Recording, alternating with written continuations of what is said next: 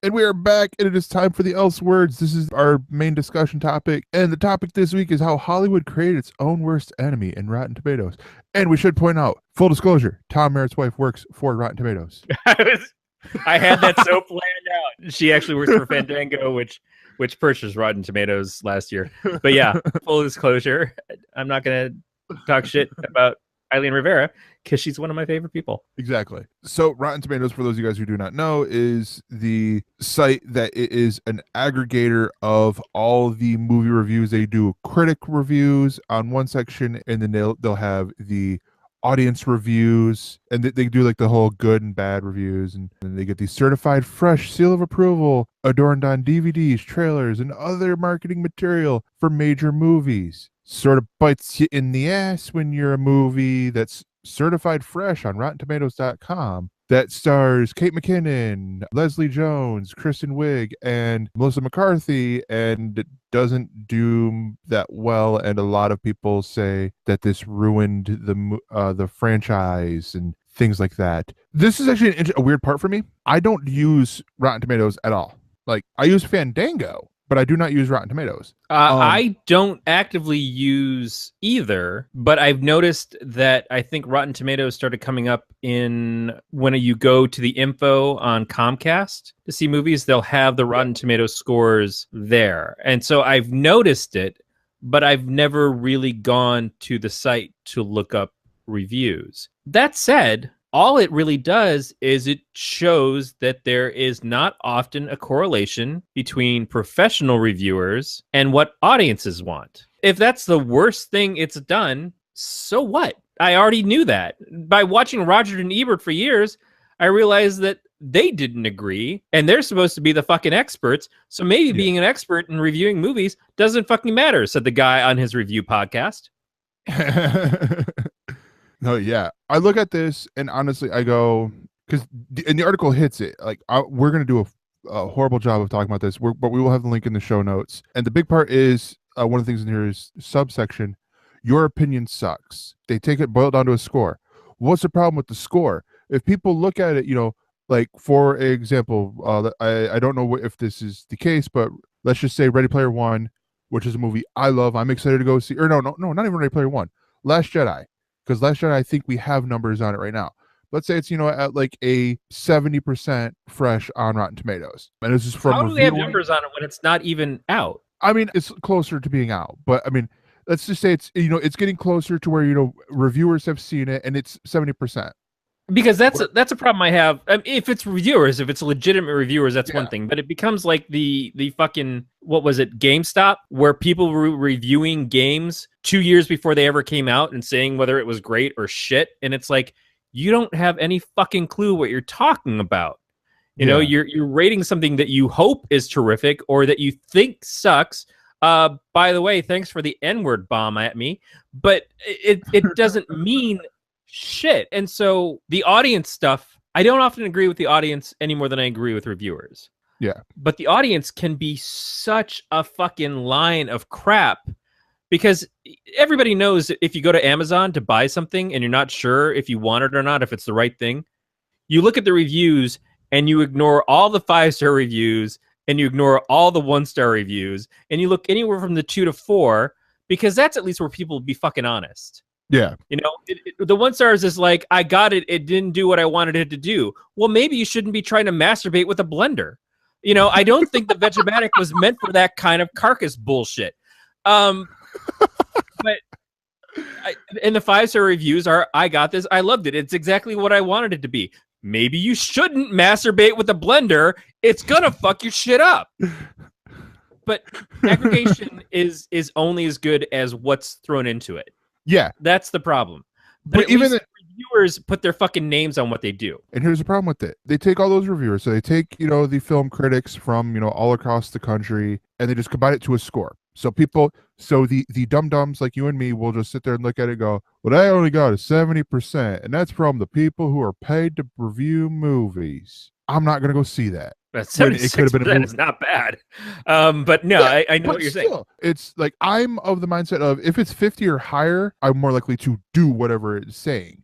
But with movies, I don't know, this is a weird one to pick because for one part, it's like, me and you, we both don't use Rotten Tomatoes. At the same time, and actually I sort of want to go to Rotten Tomatoes right now and see what it says for The Last Jedi. Here's part of where I can see that there's a problem, is because you look up a movie and it gives you a number, and there's nothing that's nuanced to that. If you go and you open up Rolling Stone and you look at a review for a movie, even if it's just a blurb, even if it's just like the cinema score of C-, and it's 2 paragraphs about the film, and it's like, why do people keep paying money to see Kevin Hart scream at the screen? That I can at least appreciate that there's something to it. But to say Kingsman: The Golden Circle right now has a tomato meter of 50%, and the audience score is 72%. But that 50% doesn't tell me why it's a 50%, and it doesn't tell me how many people rated it higher than that versus how many people rated it lower than that. And the people who are on the higher side all come from urban areas and things that might be more to my mindset. And the people on the lower side are the people who go to church and think the devil's on the film. And I'm not really trying to make fun of church people, but maybe it's not the right kind of movie for them. You know, and maybe they're reviewing it in a small town where this is exactly the kind of movie that they don't like, and they would rather go see one of those movies where God isn't dead. And that's perfectly fine, but I don't get that context. I get 50%, and that's it. And so in that regard, if I'm basing my judgment off of just an arbitrary score like that, well, then even then, I have to look at a 50% next to a 72%, and I have to assume that it's somewhere in like a 61. Yeah. And is 61 good enough for me? Or do I still look at it and say, well, at least I can play the trailer and see if this looks interesting or not? So the onus is always on me. The onus is on me to pick who I listen to and not pick who I don't want to listen to. And if I'm a kind of person who just looks at a number and says, okay, well, that says no, so I'm going to say no, then fuck me. I don't deserve to go see goddamn movies. It's like, well, everything says it's shit. I guess I'm just going to sit home and masturbate. Well, that is a fun way to spend an evening, but it isn't going to get you anywhere in like wanting to see the next great film. Yeah. I'm also a basic reviewer in the sense of I don't review things like a filmmaker or a film genre specialist. When I listen to Jack and Dan on the We podcast stuff and more on 90th percentile, peace 90th percentile, you guys have been the best. I listen to them and I know that there are people who have a very clear thought of how films are made and the kind of movies that like are some of the classic movies. You know, they talk about these things with a lot of depth. And I'm not like that. I'm a guy who likes to put on a movie that's going to fucking entertain me. And that's why I watch the same dumb shit over and over again, like SWAT or The Replacements, when I know that they're not great movies, but I can't fucking not like watching them. And that's okay, but I'm never going to want to watch mafia films. So I know no matter what the score is, if this is a movie about the mob, then I'm not going to want to see it. It doesn't matter if it's a 97% and it's got a golden chubby or whatever the fucking ranking is. It's like, it's not doing anything for my chubby. Okay. I like the money pit.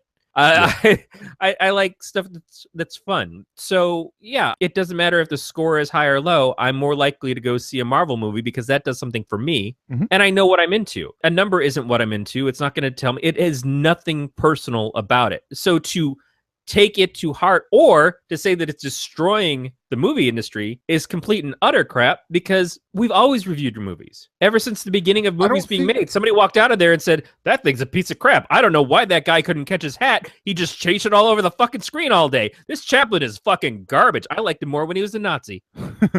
See, I don't think it's the reviews that are killing the industry. I think it's the aggregation. So the boiling it down to a number, to switch it to video games. When I first started getting into podcasting, and I'm a gamer for, 23-ish years now. I'll say I started gaming at 5. That sounds healthy, right? And one of my favorite shows. What kind of games did you play with Tickle Me Elmo? Tickle Me Elmo was actually after my time, so. I just imagined like the formative years of being a young boy right on the verge of pubescence. And that Tickle Me Elmo becomes like when you found the water jet at the public pool and you didn't leave the fucking side of the pool all day. You're like, no, it's perfectly okay. Nobody knows what I'm doing. But no, so like I was saying, one of the shows that I loved, it was actually on Revision 3 when Revision 3 was a thing, called Co-op, from the Area 5 guys. And the thing I loved about it was them talking about games. They never gave a score on the game. They just said what they thought about it and how they felt and the sound score and all that stuff. stuff that I look for when I listen to the other people I listen to that are talking about a movie. Now, sure, there will be biases in there, like Scott Johnson falling absolutely in love with Mad Max Fury Road and thinking it should win an Emmy this year and an Oscar every year until they do the sequel. And then the sequel should win every Oscar until the next one. But I look at those people and I go, okay, I sort of know their style from watching and from talking with them, from watching their stuff. Does that mesh with mine? And for a lot of times, yeah. So, do I think I will like this? Yes. Or reading the reviews. See, I first off had never heard of the take out the 5-star, take out the 1-star reviews when it comes to reading Amazon. It's just I would go through and start reading, and it's like if I start seeing, okay, fake bullshit, yeah, they just put their dick in a blender and they didn't want to or whatever. Next, until I'm like, well, all right, really, this is it. Who doesn't want to? Come on. People whose dicks are short enough. I don't know. That's just part of the excitement. Gives you something to reach for, and then we're all even. Good. But yeah, so I mean, I think that's the big flaw here is the whole aggregation. Even with like Metacritic does the same thing, where it'll aggregate for like a whole bunch of other things. And it's like, but does it help?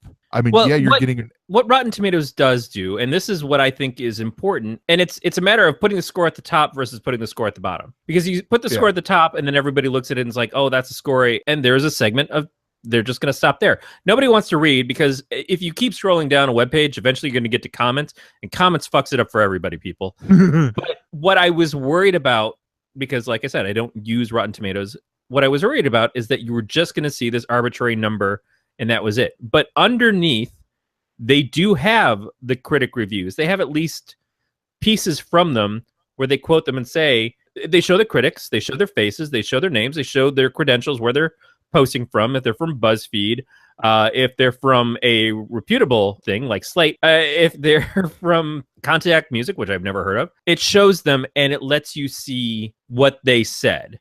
And underneath that, it has the audience reviews, people who come up here and say, not enough dicks, 1.5 stars, or too many dicks, 19 stars.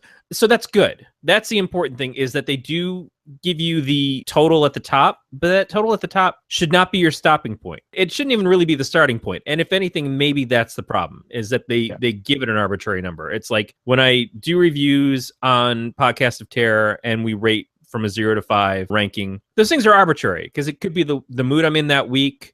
It could be the mood I'm in my life right now because, as Beatmaster said, I have no soul. It could be any number of things. And it could just be that's a kind of movie that I dig. Even if it's not very good, I get something out of it. The numbers don't matter. It's like the points on At Midnight or the scores on, what is that fucking show with Aisha Tyler? Whose Line? Whose line is it anyway? Yeah, it really is fucking arbitrary. You got to find somebody you connect with and you understand, who's like maybe somebody that you trust. I love Nate from Ink Geek. I think he's a terrific guy. Nate and I could not be more different in the kinds of movies that we like and the TV shows. Like, Nate is still gung-ho for Gotham. And I could not shit out something that I cared less about than Gotham. But he's going to be Batman now. He's never going to be Batman. It's like watching Clark on Smallville all over again. We'll have 5 seasons of him as a red blue blur, but that's fine. Nate knows that he enjoys stuff that is either more commercially interesting or whatever. He's an iPhone guy and I'm an Android guy. It doesn't disrupt the fact that I respect Nate for his opinions. I just know that when Nate's opinion is he likes something, I'm probably not gonna like that thing. But I still like Nate. So he's just not my go-to guy for picking out a movie, But fuck, if I had the opportunity to go see a movie and it was his favorite fucking film and I know I'm going to hate it, I'm still going to have a good time because Nate's my boy and I would enjoy seeing it with him. Or I would enjoy giving him shit about it afterwards. Like, how could you fucking like this crap? Exactly. It's the same thing with me. It's like, you might be the person who loves Zack Snyder movies and you go, I can't fucking listen to Corey talk about Zack Snyder one more fucking time or I'm going to blow my fucking head off. And then I'll look like a superhero in a Zack Snyder movie. But I get it.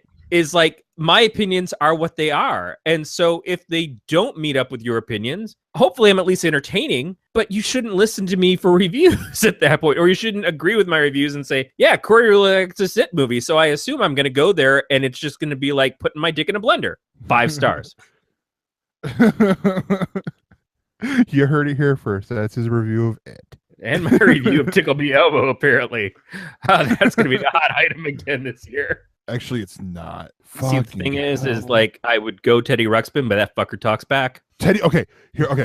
Sorry. We have a Teddy Ruxpin on there. I am half tempted to buy it just to see if it plays cassette tapes because it looks like the whole fat fucker that the Teddy Ruxpin used to be. But I'm like, so this probably has an iPhone dock or, like a little, you plug a cord, you pull the cord out of its ass and, plugs into your phone or whatever. Oh, no, it hooks up to your Wi-Fi so that it can spy on your kids. Yeah, but the eyes do move. Like the eyes are screens that just go like for the eyes and stuff. I'm like, yeah, that's not creepy at all. It was always my goal, if I had unlimited funds as a teenager, I wanted to get Teddy Ruxpin and all his friends and put them in Kiss makeup and then just put a fucking Destroyer album in all of them and have them. But I know that it didn't work out. Like, it wouldn't, like, Teddy knows that he's supposed to be singing the Gene part, and then his fucking worm friend over here knows that he's supposed to be singing Paul, and there is no fucking Peter Criss, because who the fuck wants to be Peter Criss? But actually, Peter Criss is my favorite. But yeah, I always thought that was classic. Man, I blew Kip Winger so many times, and he never took me to see Peter Criss in concert. So I love the idea of it, the modern day thing, but I gotten some friends something because I couldn't find our Teddy Ruxpin for their kids when they started having kids, like fucking Porsche Lubs. And so I found something called a Yano, which is like a tree druid version of Teddy Ruxpin. And that thing made a face that gave my friend, not her kids, gave my friend nightmares to the thing where I think they burned it outside in a trash can at somebody else's house because they were afraid to have it anywhere near their own. They were going to poltergeist that shit. Oh, I had that similar thing with, it was like a talking Yoda doll. Like, it fucker was hard as hell because it was just, plastic with some like foam on top of it. But for having it for so long that the foam started falling off and peeling off and stuff. So it's like, as he would move, it's like, it's so creepy. Just got to throw it away. Burn it with fire, I will. For more on this Galactic Network podcast, go to gncast.com. That's GNCASTS.com.